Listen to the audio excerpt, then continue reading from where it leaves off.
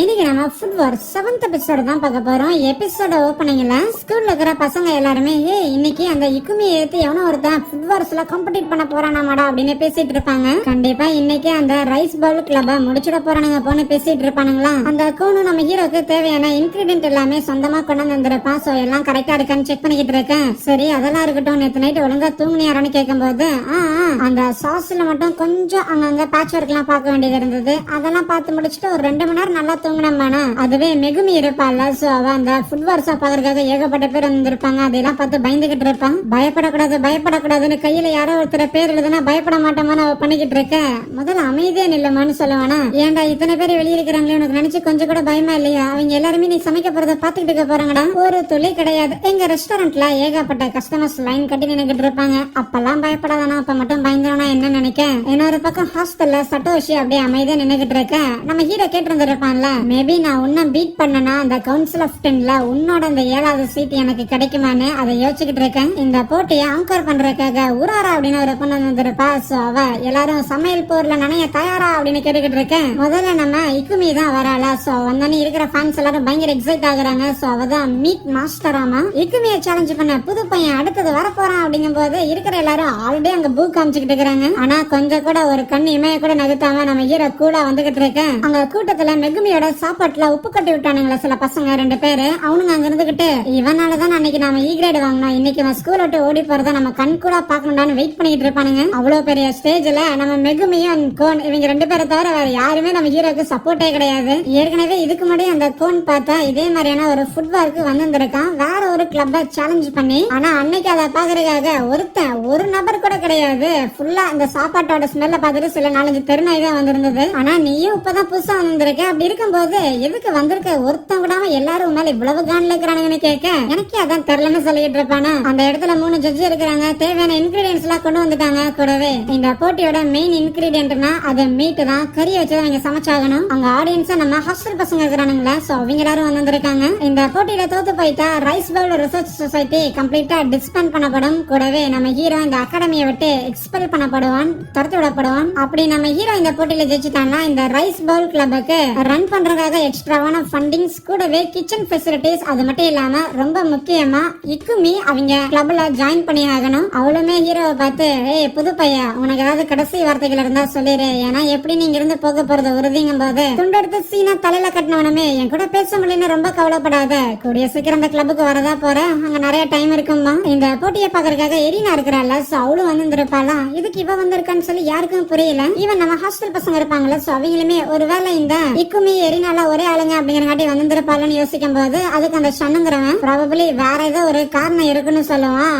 அதேதான் நம்ம ஹீரோவோட தோல்வியை பாக்குறதுக்காக தான் வந்திருக்கான். அதுக்கப்புறம் அந்த இடத்துல ஃபுட் வாருமே ஆரம்பிக்குதா. எடுத்தோன்னுமே அந்த இக்குமி பார்த்தா நம்ம ஹீரோவை வெறுப்பேத்துற மாதிரி கூப்பிட்டு வாழ்க்கையிலேயே பார்க்க முடியாத ஒரு இன்கிரீடியன்ட் நான் கொண்டு வந்திருக்கேன், அது என்ன தெரியுமான்னு காட்ட சைட்ல பார்த்தா அந்த A5 குவாலிட்டி உள்ள ஒரு பெரிய மாடையே உரிச்சுட்டு வந்து போட்டிருந்திருப்பா போல. அந்த தொங்க விட்டு அவ்வளவு பெரிய பீஃப் லைக் ஒரு பெரிய கத்தி மாதிரி இருக்கும், அந்த கசாப்பு கத்தி மாதிரி. சோ அதை வச்சு வந்து கட் பண்ணிக்கிட்டு இருப்பான். அதை வச்சு கட் பண்ணி ஒரு சின்ன பீஸ் மாதிரி எடுத்துருவாளா. பட் அவ்வளவு பெரிய கத்தி வச்சு பிசுறே இல்லாம அந்த கறிய ஏதோ இந்த டைல்ஸ்களை வந்து வெட்டி எடுக்கிற மாதிரி ஒரு மார்பிள வெட்டி எடுக்கிற மாதிரி வெட்டி எடுத்திருக்காங்க. எல்லாரும் ஆச்சரியமா பாத்துட்டு இருப்பாங்க. ஆனா அதுக்கப்புறம் அதுக்குள்ள நிறைய கெமிக்கல் தியரிஸ் எல்லாம் இருக்கும் போல. சோ அதையெல்லாம் சொல்லி முடிச்சுட்டு இது எப்படியும் குக் பண்ணா பயங்கரமான ஒரு அரோமா வீசுன்னு சொல்லிட்டு அவரோட குக்கிங் ஆரம்பிக்க வெண்ணெய் யூஸ் பண்ணி அதை வேக வச்சுட்டு இருக்கிற போல. சோ அப்படியே எடுத்து அந்த மீட் மேல போட்டுட்டு இருக்கும் போது அந்த ஆங்கரிங் பண்ணிக்கிட்டு இருக்கிற உராரா பொண்ணு ஆஹா வாசனை எண்ணெயே தூக்கிட்டு போகுது, எப்பயே போய் எடுத்து சாப்பிட்டுருவனே அப்படின்னு பாத்துட்டு இருப்பான். அங்க இருக்கிற ஆடியன்ஸோட வாயில எச்சி வைக்கும். சோ ஓரளவுக்கு ஹீட் பண்ணதுக்கு அப்புறம் கொஞ்ச நேரம் அவன்ல தங்கட்டும்னு உள்ள வச்சவன் அப்படியே ஹீரோவை திரும்பி பார்த்தா அவன் படுபயங்கரமா வெங்காயம் வெட்டிக்கிட்டு இருப்பான். வெங்காயத்தை வச்சு என்ன பண்ண போறன்னு தெரியலன்னு எல்லாரும் ஆர்வமா பாத்துக்கிட்டு இருக்க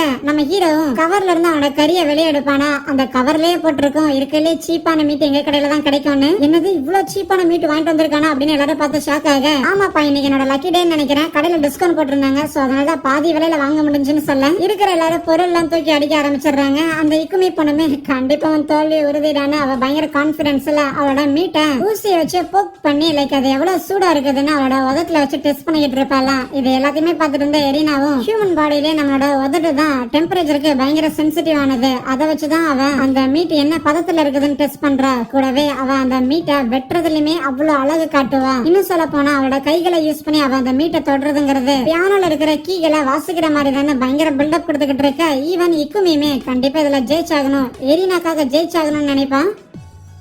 சரின்னு ஒரு எட்டு அப்படியே போயிடு. ஹீரோ பையன் என்ன 3 நாள் முன்னாடி வாய் உதார விட்டுட்டு இருந்தா, இன்னைக்கு என்ன கமுக்கமா சமைச்சுக்கிட்டு இருக்கிற, போய் தொழில் ஒத்துக்கிறேன்னு கேட்க, நான் பேச தேவையில்லாமா, என் சமையல் என்ன கொஞ்ச நேரத்துல வந்து பேசும். அது மட்டும் இல்லாம சமைக்கும் போது கிச்சன்ல அதிகமா பேசுற மாதிரியான செஃப் யாராலதான் நம்ப முடியும்னு சொல்ல, என்னடா என்ன கலாய்க்கிறேன்னு சொல்லி அவ சமகாண்டாகிறாளா. நம்ம ஹீரோவோட சமையல் வாசனையா லைட்டா ஸ்மெல் பண்ணிடுறா போல. என்னது இது, என்ன இப்படி இருக்குது அப்படின்னு சொல்லி அவளால் நம்பவே முடியல. அதுக்கப்புறம் டைம் போய்கிட்டே இருக்க, அவங்களுக்கு கொடுத்த நேரம் முடியுது. சோ இப்போ அங்க இருக்கிற ஜட்ஜஸ் கொடுத்து அதை டெஸ்ட் பண்ணி ஆகணும். முதல்ல நம்ம இக்குமியோட தான் கொண்டு போய் கொடுக்குறாங்க. சோ அவ என்னன்னா அந்த மீட்டை பதமா ஏதோ பூ மாதிரி அப்படியே வெட்டி கொடுத்துருக்கா. பயங்கரமான ஒரு டிசைன் இருக்கு. சரின்னு எல்லாரும் ஒரு ஸ்பூன் எடுத்து வாயில வைக்கிறாங்களா. சோ பயங்கரமான டேஸ்ட் இருக்க போல. ஈவன் அந்த மீட்ல இருக்கிற எல்லா பக்கமே வந்து ஒரே லெவல்ல ஈக்குவலா வெந்திருக்குது. சோ கிட்டத்தட்ட இது ஒரு செஃபோட ஒரு மாஸ்டர் பீஸ்னு கூட சொல்லலாம் அப்படின்ட்டு பயங்கரமா பாராட்டி தள்ளிக்கிட்டு இருக்கிறாங்களா. ஓகே, எப்படி நாம தான் ஜெயிக்க போறோம், புது பையன் ஓட போறான் அப்படின்னு பயங்கர கான்பிடென்ட்ல இருக்கேன். எரினாவும் அதே திமிரோட தான் இருப்பான். ஈவன் அங்க இருக்கிற பசங்களும் சரி. மெகுமையும் நம்ம கோணும். ஐயோ மொத்தமா முடிஞ்சிருச்சு. ஏற்கனவே எப்படி அந்த இக்குமி ஜெயிக்க தான் போறோம், இருக்கிற எல்லாரும் நம்மள கட்சி வைக்கிற மாதிரி பாக்குறானுங்களே அப்படின்னு பயந்துகிட்டு இருப்பாளா.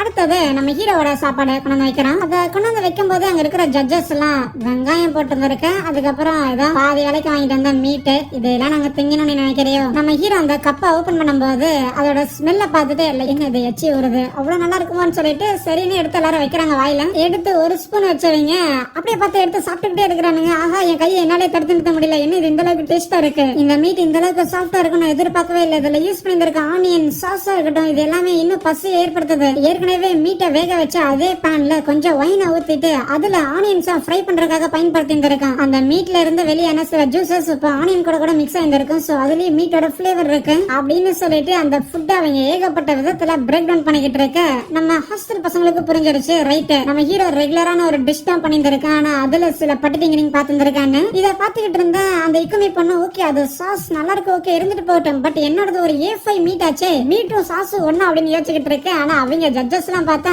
ஐயோ இது இந்த ஒரு பிளேட் கூட பத்தாது போல அப்படின்னு சொல்லி சாப்பிட்டுக்கிட்டே இருக்கிறாங்க. ரொம்ப முக்கியமா அந்த பவுல்ல இருக்கிற ரைஸ்ல பார்த்தா அந்த மாதிரி பிளம்மோட ஊறுகாவை மிக்ஸ் பண்ணிருக்கானாமா. அதனாலதான் இது இவ்வளவு சூப்பரா இருக்குதான்னு அதை கேட்டதுக்கு அப்புறம் திருப்பி அவங்க பயங்கரமா அந்த இடத்துல சாப்பிட்டு இருப்பாங்களா. என்னது என்னோட A5 குவாலிட்டி மீட்டை போயும்போது ஒரு சீப்பான மீட் தோக்கடிச்சிருக்கான்னு இக்குமியால ஏத்துக்கவே முடியல. சாப்பிட்டு முடிச்சவங்க இன்னும் ஏதாவது மிச்ச மீதி இருக்குதா கொஞ்சம் சுரண்டி போட்டு வர முடியுமா கேக்குறாங்களா. அதுவே இக்குமி இதை பார்த்து ஷாக் ஆயிட்டு ஆனா நான் செஞ்சு கொடுத்ததா அவங்க இன்னும் மிச்ச மீதி கூட வச்சிருந்திருக்காங்களே. அப்ப ஹீரோ நான் ஏற்கனவே கேள்விப்பட்டேன் நீ மீட் சேர்ல தான் பயங்கர திறமசாலைன்னு. சோ கண்டிப்பா ஒரு பயங்கர குவாலிட்டியான மீட்டை எடுத்து நீ பண்ற அப்படின்னா அதுக்கு பயங்கர கான்ட்ராடிக்டா இருக்கிற மாதிரி நீ பூண்டை தான் ஆட் பண்ணுவ ரைஸ்ல அப்படிங்கறதுமே நான் எதிர்பார்த்ததுதான். ஆனா ஒரு ரைஸ் பவுல் செய்யறதுங்கிறது அந்த பவுல்ல கம்ப்ளீட்டா எல்லா விதமான அந்த பவுல் இருக்கிற எல்லா சாப்பாட்டையும் கம்ப்ளீட்டா சாப்பிட்டு முடிக்கிற மாதிரியான ஒரு ஃபுட்டை தான் செய்யணும். உன்னோட அந்த இடத்துல சொதப்புன்னு எனக்கு தெரியும், அதனாலதான் இங்க நான் ஜெயிச்சுன்னு சொல்ல. இருந்தாலும் அவளால இதை ஏத்துக்கவே முடியாதா. அப்ப ஹீரோ ஆர்குமெண்ட் பண்ணாம வேணும்னா நீயே டேஸ்ட் பண்ணி பாருன்னு கொடுக்க அவ்வளவு எடுத்து ஒரு வாய் வைக்கிறா.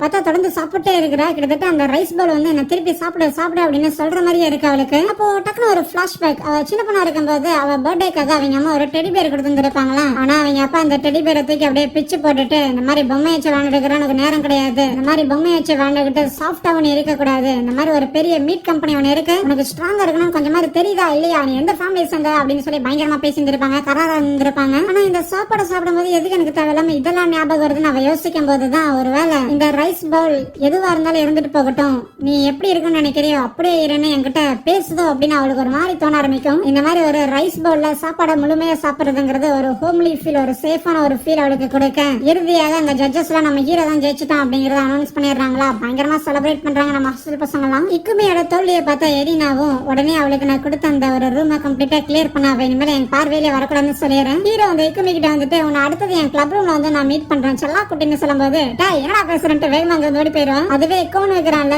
அவனு நம்ம ஹீரோ கிட்ட வந்து பயங்கரமா பாசமோட புரிஞ்சுக்கிட்டு இருக்கேன். அப்படியே கட் பண்ண அடுத்த நாள் இக்குமி அந்த கிளப் ரூமுக்கு போறதுக்கு முன்னாடி ஹீரோ செல்லா குட்டின்லாம் சொல்லியிருப்பான்ல. சோ அதனால ஒரு மாதிரி வெக்கத்திலேயே அவ கிளப் ரூம் வரும்போது அங்க பார்த்தா அந்த கோன் பையன் மட்டும் தான் இருப்பான். ஹீரோ எங்கன்னு விசாரிக்கும் போது நேத்து அந்த போட்டி நடந்த இடத்துல அவன் ஒரு அதிர்ச்சி கொடுத்துருப்பான். ஆக்சுவலி உங்க கிளப்புக்கு நான் சும்மா உதவி பண்ணணும் அப்படின்னு தான் வந்தேன், சேரணும்லாம் நான் விருப்பப்படல, இங்க வந்தானா மேபி 1-2 ரெசிபியை எங்க ரெஸ்டாரண்ட்டுக்கு நான் கத்துட்டு போவேன்ல அதுக்காக தான் அப்படின்னு இருப்பான். இந்த நியூஸை கேட்டு இக்குமி பயங்கர கான்ல இருக்க அங்கே இந்த ஒரு எபிசோட முடிக்கிறாங்க. So thank you.